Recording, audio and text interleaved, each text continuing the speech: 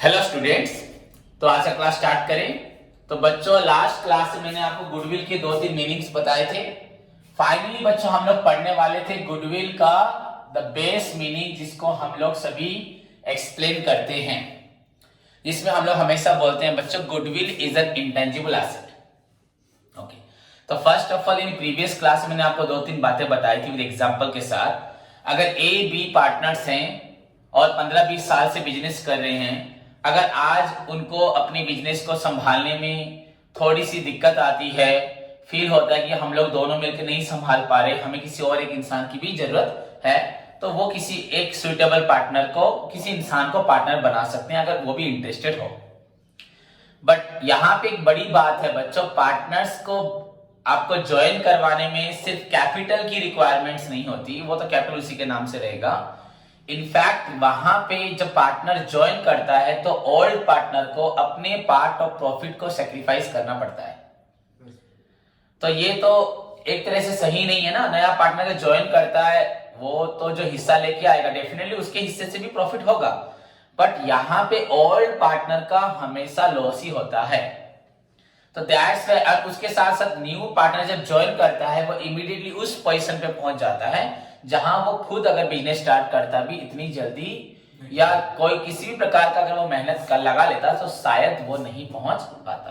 तो that's why उसको gain होता है, इनका लॉस होता है। तो इसलिए हम ये गुडविल चैप्टर पढ़ते हैं, जिसको मैंने आपको डिटेल में पूरे अच्छे से लास्ट क्लास में पढ़ाया था। बट फाइनली जो मीनिंग मैंने स्टार्ट किया था, जिस मीनिंग को हमने पहले पढ़ना चाहिए, मैं लास्ट में बताऊंगा बोला था, that is goodwill is an intangible asset, जिसको हम सभी बोलते हैं goodwill is an intangible asset, which is बच्चों why it is intangible asset. ये इंटेंजिबल एसेट ये दिखाई नहीं दे रही, हाँ, इट कैन नॉट बी बच्चों सीन और टच्ड, बट बच्चों it can be felt. How? In the sense of result. बताऊंगा कैसे आपको रिजल्ट, जब पार्टनर बच्चों वही अगर न्यू पार्टनर अगर 50 लाख देके बिजनेस स्टार्ट करता है अपना पर्सनली कहीं पे भी, मे बी उसका बिजनेस स्टार्ट होके थोड़े दिन चलेगा कि नहीं चलेगा उसके भी कोई गारंटी नहीं है। उसको 3-4 साल लग जाएंगे मार्केट में थोड़ा सा एस्टेब्लिश होने के लिए और रिटर्न पाने के लिए। पर अगर वही सी अपने 50 लाख को ए और बी के साथ, जो लोग ऑलरेडी 2001 से 20 इयर्स बैक से बिजनेस को कॉन्स्टेंटली चलाते आ रहे हैं अपनी मेहनत के साथ, अगर उसके साथ बिजनेस करता है तो definitely from the first day उसको अर्निंग स्टार्ट हो जाएगा, उसका अर्निंग स्टार्ट हो जाएगा।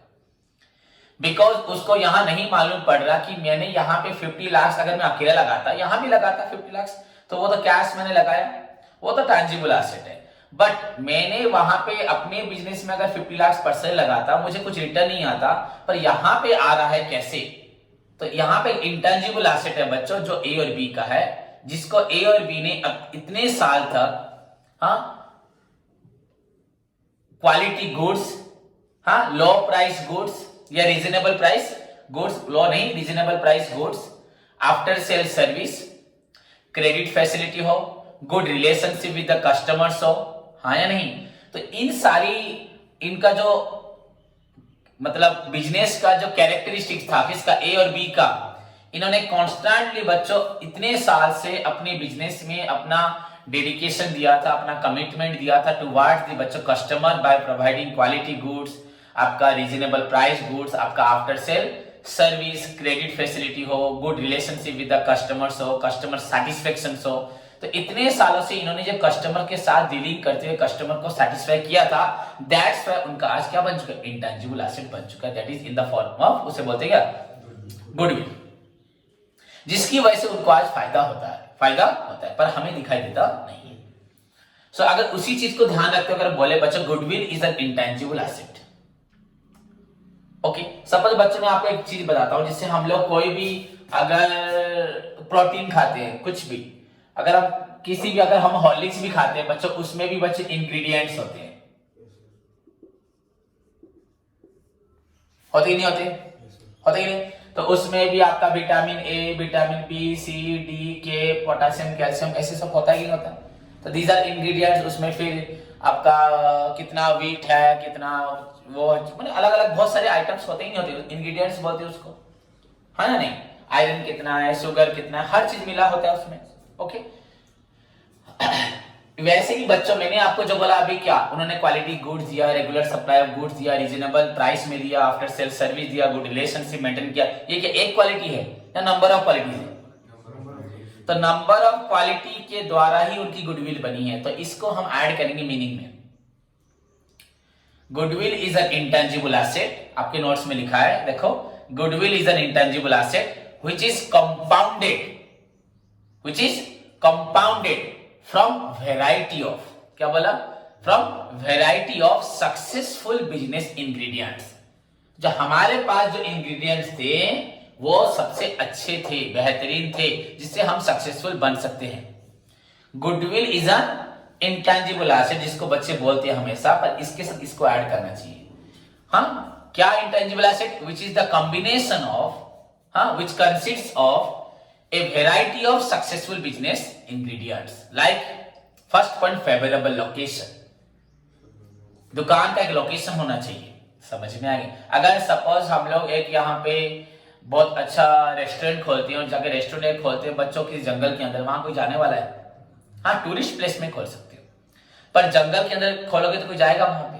मार्केट के ऊपर खरीदोगे? किस गांव में रेस्टोरेंट करोगे? वहां गांव के लोग एफोर्ड कर सकते हैं, उसको नहीं कर सकते। तो first of all favourable location, ये कॉलेज के पास मेरा इंस्टीट्यूट है, अगर इसी को मैं कॉलेज से बहुत दूर करता तो मैं भी स्टूडेंट्स जाते कि नहीं जाते? समझ में आया कि नहीं? Clear? So goodwill is an intangible asset which is compounded from a variety of successful business ingredients like favourable location, quality goods, regular supply of goods, reasonable price, after sale service. हो रहा है कि नहीं हो रहा? Good relationship with the customers, समझ में आया कि नहीं? Good relationship with the customer, personal commitment, their dedication, हाँ, देयर सिंसियरिटी, हाँ, देयर सोशल सर्विस या सोसाइटी ओरिएंटेड जो वर्क करते थे, हाँ। तो ऑल दिस थिंग्स ने, इन सारी चीजों ने क्या बनाया? Outstanding reputation. क्या बनाया? That is the result of their goodwill. So goodwill is an intangible asset. How? कैसे? Because it is the combination of variety of successful business ingredients like favorable location, quality goods, after sales service, reasonable price, good customer relationship, most important thing customer acceptance। क्या? अगर मैं बोल रहा हूं मैं अच्छी चीजें दे रहा हूं पर कस्टमर एक्सेप्ट नहीं करे तो गुडविल नहीं है। सबके साथ क्या होना चाहिए? Customer acceptance. All these things बच्चों is the result of goodwill. इसकी वजह से क्या बनता है? गुडविल बनता है। समझ में आया कि नहीं? तो इसको हमेशा लोग बोलते हैं। What is goodwill? Goodwill is an intangible asset which is compounded from successful variety of successful business ingredients like favorable location, quality goods, reasonable price goods, after sale service, regular supply of goods। हाँ, आपका सबसे important point customer acceptance. क्या? हाँ, good relationship with the customer and बच्चा an outstanding reputation. तब क्या बनेगा? Outstanding reputation. That is the result of समझ में आ गया? इसी वजह से whenever the new person, new partner जब ज्वाइन करता है, हाँ, वो इमीडिएटली उस पोजीशन पे पहुंच जाता है वहां पे जहां पे वो खुद अकेला पहुंच पाता नहीं।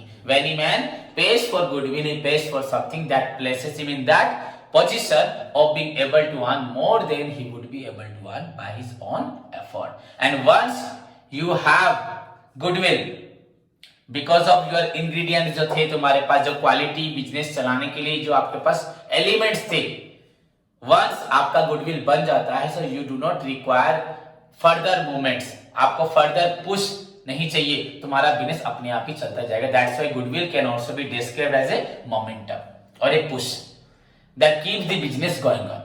गुडविल को पुश भी बोला जाता है, जिसकी वजह से बिजनेस चलता रहता है without further effort, like the momentum of a body. जैसे हमें अपने शरीर को चलाने के लिए भी दोबारा प्रोटीन देना पड़ता है, पानी पीना पड़ता है, ग्लूकोज पीना पड़ता है, रेस्ट लेना पड़ता है, फिर चलता है। पर वंस अगर गुडविल बन जाता है तो बिजनेस को चलाने के लिए किसी और चीज की जरूरत होती नहीं है, वो चलता रहेगा, चलता रहेगा। So these are all about the meanings of आपका क्या? गुडविल। ये जिसको मैं बता चुका था, बस लास्ट मीनिंग था goodwill. Why it is an intangible asset? Because it is the combination of, it comprises of variety of successful business qualities। ingredients मतलब qualities। बच्चों कस्टमर एक्सेप्ट करना, ये क्या आपको छू सकते हो, देख सकते हो, बस फील कर सकते हो कस्टमर उसके पास जा रहा है। क्वालिटी गुड्स, वो तो क्वालिटी गुड्स को जब यूज करोगे तब फील करोगे। लो प्राइस गुड्स, हाँ या नहीं, तुमको लो प्राइस भी आप बोलोगे सही तो मालूम पड़ रहा है, नहीं, ये फील करोगे बच्चों। These are the intangible qualities है कि नहीं? एंड फाइनली बच्चों आप बोल सकते हो outstanding reputation. Clear? So this is all about the meaning of goodwill. And आज का जो नेक्स्ट क्वेश्चन था दैट इज योर बच्चों क्या कैरेक्टरिस्टिक्स। मैंने डेफिनेशन में बताया था, हाँ बच्चों डेफिनेशन बच्चों अकॉर्डिंग टू ए.वी. एडमसन, हाँ ए.वी. एडमसन बोले थे वो, goodwill has the characteristics of cement. समझे? Just as cement binds together the bricks and other building materials into a wall, similarly goodwill binds together all the assets and aspects. बोला था asset मतलब हमारे जितना हमने इन्वेस्टमेंट किया है, जो भी हमारे पास बिजनेस में जो एसेट्स है, एंड एस्पेक्ट्स हमारी जो इच्छा है, हमारी एक्सपेक्टेशंस जो है, आशाएं जो है, इनटू ए कोहेसिव होल, पूरा बांध के रखता है, कभी लूज करता नहीं है। हमारी सारी प्रॉपर्टी, संपत्ति एंड हमारी बच्चों आशाओं को कभी भी टूटने देता नहीं है, बिखरने देता नहीं है। कौन? गुडविल। इसलिए बोलते हैं goodwill also can be describe as a cement. Okay, because उसके भी कैरेक्टरिस्टिक किसकी तरह होता है? सीमेंट की तरह। नेक्स्ट बच्चा हमें क्या पढ़ना है? कैरेक्टरिस्टिक्स ऑफ गुडविल, जो कि ये लॉन्ग क्वेश्चन एक आता है, इसलिए इसको पढ़ना पड़ेगा। हाँ, तो बच्चों सिंपल से कैरेक्टरिस्टिक, इसमें कुछ ज्यादा कुछ नहीं है। फर्स्ट ऑफ ऑल तुम सभी को मालूम है it is an intangible asset. क्या है ये?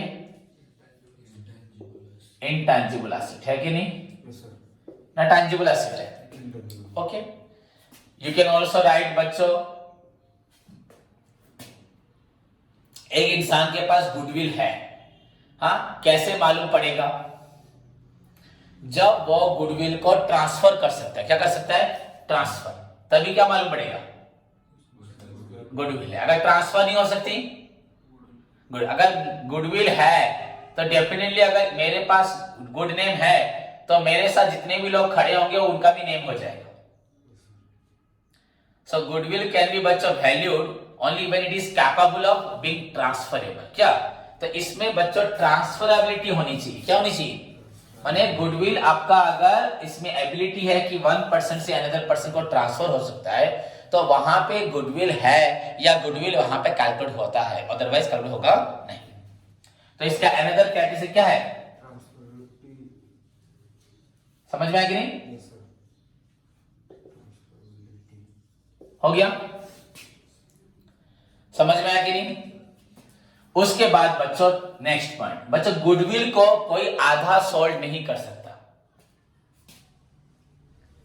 हाँ, goodwill can not be sold partly. मैं बोलूंगा मेरा एमसीसी आधा तू लेके चले जा, आधा तू वहां चला, हाँ ऐसे बोल सकते, वहां पे मेरा एक ब्रांच बन सकता है, पर वो भी मेरे नाम से ही बनेगा, फुल नेम। यहां पे भी जो नेम होगा वहां पर भी नेम वही होगा। ऐसा नहीं हो सकता ना आधा कोई सॉल्व कर सकता है। Goodwill can not be solve बच्चों पार्टली। क्या? पार्टली। अगर बेच पूरी गुडविल देना है तो पूरा एंटायर बिजनेस के साथ चले जाएगा। It can not be solve partly. इसको आधा दे सकते नहीं है। आधा देने से क्या आधा प्रॉफिट मैं लूंगा, आधा तुम लोग, ऐसा नहीं होता बच्चों। गुडविल एक इंटेंजिबल एसेट है, इसको तुम तोड़ सकते हो क्या? हाँ, सो दैट्स व्हाई बच्चों इसको क्या हम आधा आधा कर सकते हैं? क्या नहीं कर सकते। हाँ, प्रॉफिट हम आधा ले रहे हैं, पर इसका नेचर क्या है?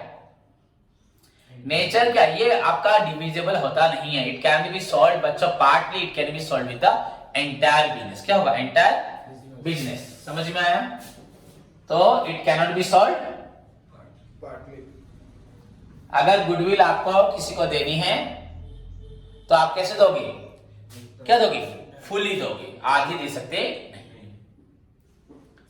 समझ में आया कि नहीं? ओके, नेक्स्ट पॉइंट बच्चों, आप बच्चों गुडविल का कैलकुलेशन, हाँ एक सपोज एक टीचर की जैसे गुडविल निकलेगी, एक डॉक्टर की गुडविल वैसे निकलेगी क्या?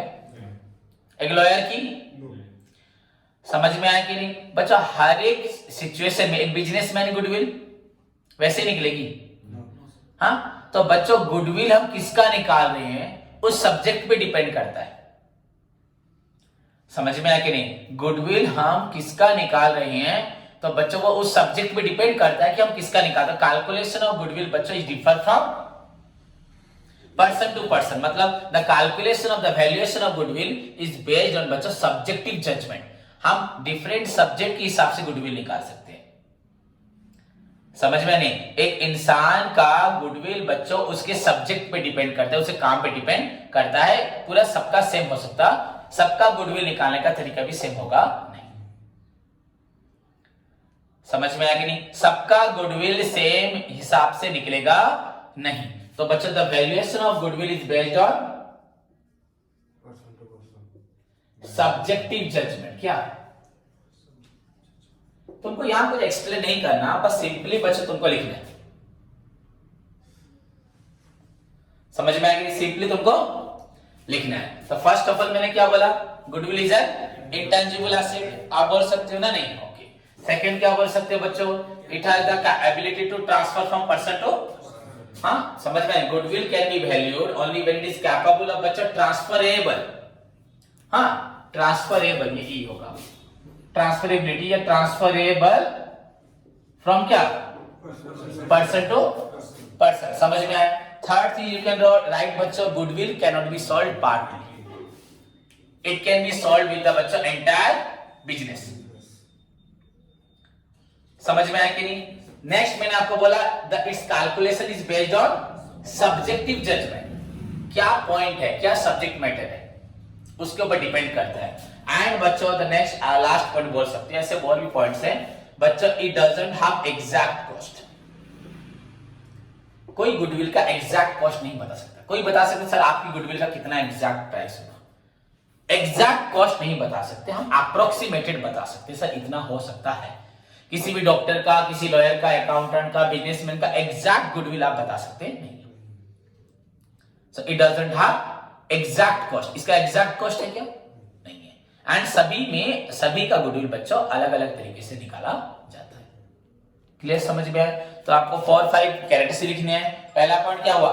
Intangible asset. सेकंड पॉइंट आपने क्या लिखा? हाँ it can B transferable from, goodwill can be valued, goodwill can be valued only when it is capable of transferable from person to person. Third point मैंने क्या बोला? Goodwill cannot be solved partly as it can be solved with the entire business. Next क्या बोला? The valuation of goodwill, the calculation of goodwill is based on subjective judgment. Then क्या बोला मैंने? Goodwill doesn't have बच्चों exact cost. अब अगर आप book भी देखेंगे तो बच्चों सिंपल आपके पॉइंट्स सब लिखे हुए हैं। समझ में आया कि नहीं आया? क्लियर? क्लियर? और भी आप लिख सकते हो बच्चा goodwill is not separate from the business. हाँ या नहीं? मेरे से या ऑनर से गुडविल अलग नहीं होती। तो बिजनेस है मतलब इट डजंट हैव बच्चा सेपरेट एग्जिस्टेंस नहीं है, ये मेरे साथ जुड़ी हुई है ना, मेरे से अलग मेरी गुडविल है। जब मैं नहीं रहूंगा गुडविल भी नहीं रहेगी। समझ में? तो गुडविल डजंट हैव बच्चों आपका सेपरेट एग्जिस्टेंस। क्या बोला? इसका सेपरेट एग्जिस्टेंस भी। पहली बात सिंपल सी चीज हम पढ़ क्या रहे हैं? कैरेक्टरिस्टिक्स। क्या पढ़ रहे हैं? यहां पॉइंट है बच्चों कैरेक्टर। गुडविल का क्या कैरेक्टरिस्टिक हो सकता है? It is an intangible asset. Second बच्चों it is valued only when it is capable of transferable. Transferable बच्चों समझ में आया कि नहीं? अगर सलमान खान किसी को बोले इसको फिल्म में ले जाओ तो उसको भी सभी रेस्पेक्ट देना स्टार्ट कर देंगे क्योंकि उसने अपनी क्या की? गुडविल को ट्रांसफरेबल कर दी। पर इसका मतलब नहीं पूरी ट्रांसफर कर दी, ऐसे उसने बस आधी कर दी भी नहीं बोल सकते। उसने उसको बोला तो उसके ऊपर चले गए कि मेरी वजह से उसको नाम नहीं दिया। इंडस्ट्री में बोला जाएगा भाई इसको क्यों चांस मिला ना, इसके साथ इनके भाई कौन है? सलमान खान है। इनके पापा कौन है? सलमान खान है। वो तो शादी नहीं किया, छोड़ो अलग बात हो गया। उसके बाद क्या है? Partly goodwill cannot be solve partly. Solve बोल रहा हूं, ट्रांसफर अलग है, सॉल्व अलग है।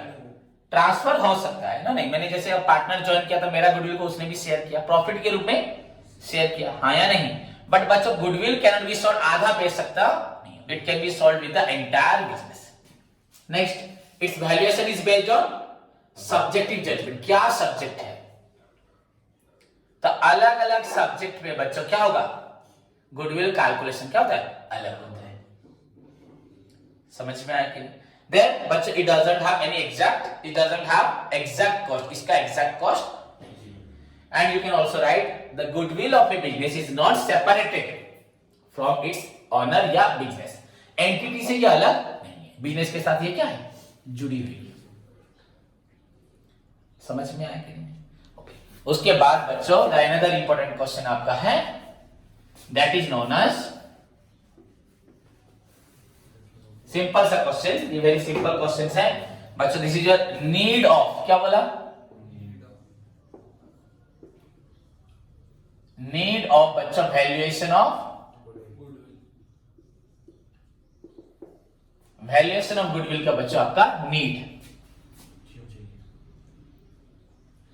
क्या बोला, समझ में आया? Need of valuation of goodwill, जरूरत क्या है। पहली बात तो आपको मैं बता चुका हूं, अगर हम लोग इसको भी ध्यान से देखते हैं तो बच्चों need of valuation of goodwill बच्चों अलग अलग बिजनेस का अलग अलग हो जाएगा, पर हम पढ़ क्या रहे हैं, partnership. And as a whole अगर हम गुडविल टॉपिक को पढ़ते हैं तो यहाँ पे थ्री पॉइंट्स आ जाएंगे, थ्री क्लासिफिकेशन आ जाएंगे, थ्री कैटेगरीज आएगा। Goodwill in case of salted business, goodwill in case of partnership business, goodwill in case of joint stock company.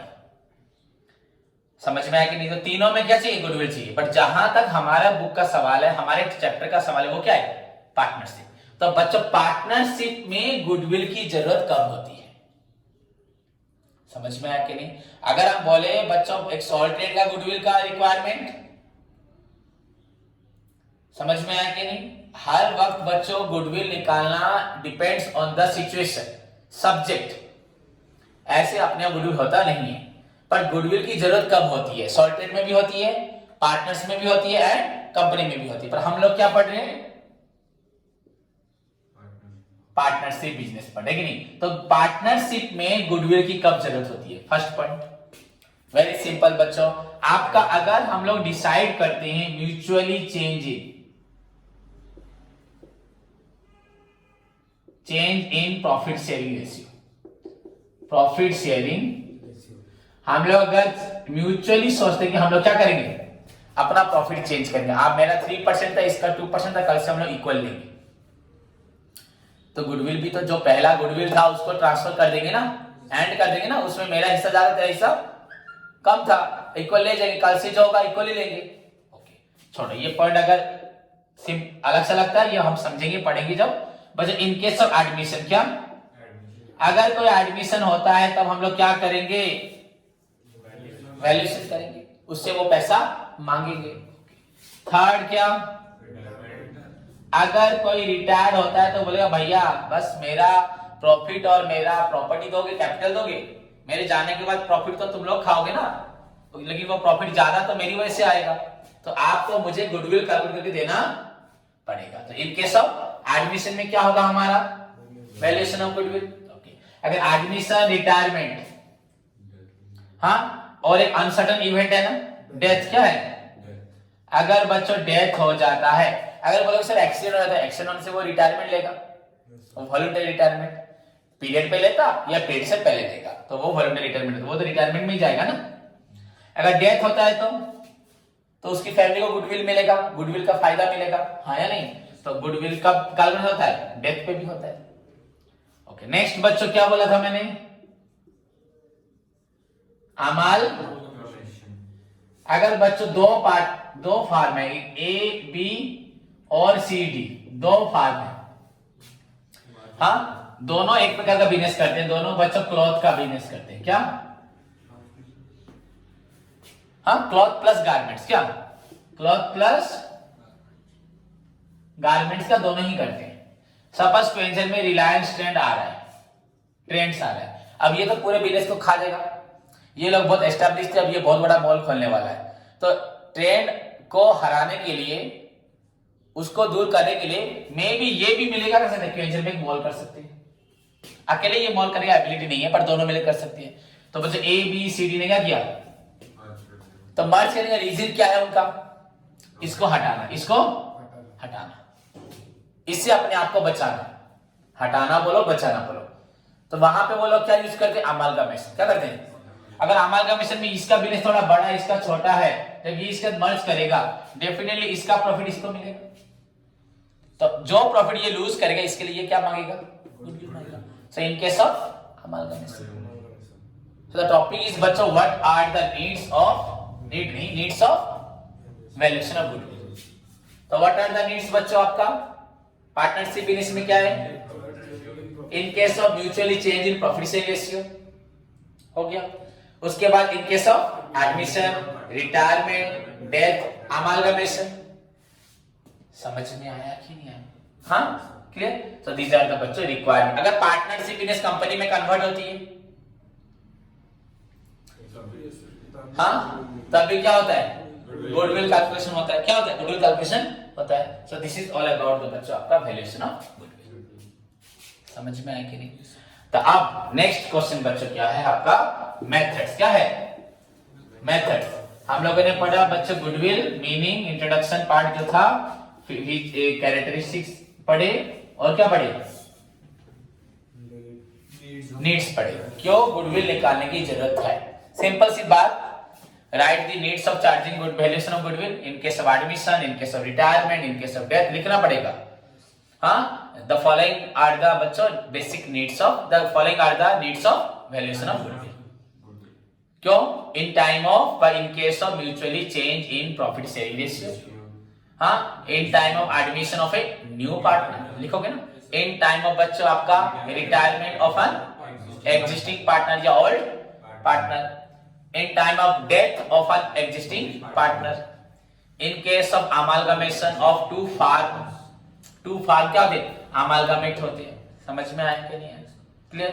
in case of partnership business is converted into company, सब इस सब जगह पे क्या जरूरत होता है, गुडविल की जरूरत होता है। so these are the, ये आपका basic part of goodwill. Clear, हाँ, बेसिक पार्ट हमने अभी तक पढ़ा, व्हाट इज गुडविल पार्ट पढ़ लिया, इंट्रोडक्शन मीनिंग डेफिनेशन, देन उसके बाद कैरेक्टरिस्टिक्स, उसके बाद नीड्स। समझे?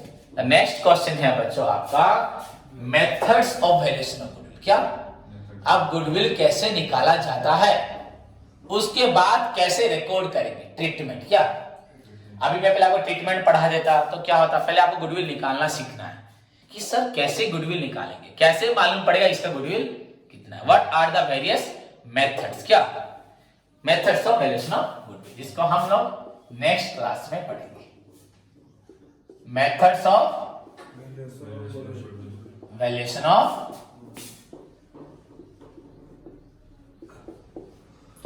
हो गया।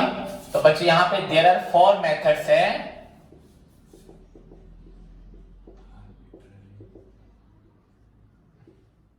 Arbitrary assessment,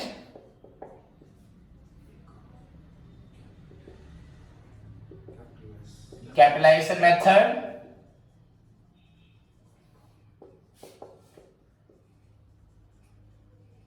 purchase of past average profit method, and finally super profit method. हो गया। देन बच्चों सुपर प्रॉफिट मेथड के भी 3 वेरिएशन है। क्या है, 3 डिफरेंट पार्ट है इसके सुपर प्रॉफिट मेथड के। हाँ, इसके फिर 3 हिस्से हैं बच्चों, इसके 3 पार्ट्स हैं। फर्स्ट है बच्चों आपका purchase of past average super profit, second सब लिख के रखें आप लोग, नेक्स्ट क्लास में पढ़ो। Capitalisation of super profit, then बच्चों आपका एन्युटी वैल्यू या एन्युटी रेफरेंस वैल्यू। एन्युटी क्या बोला, एन्युटी,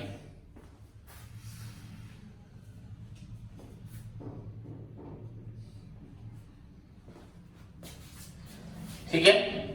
ओके, तो दीज आर द बच्चों का methods, arbitrary assessment, capitalisation method, purchase of past average profit method, then super profit method. इसके भी 3 वेरिएशंस है, purchase of past average super profit, capitalisation of super profit, then annuity method. सारे methods को one after one आपको समझना है। देन आपको मालूम पड़ेगा how to value goodwill. Clear? धन्यवाद। Thank you sir.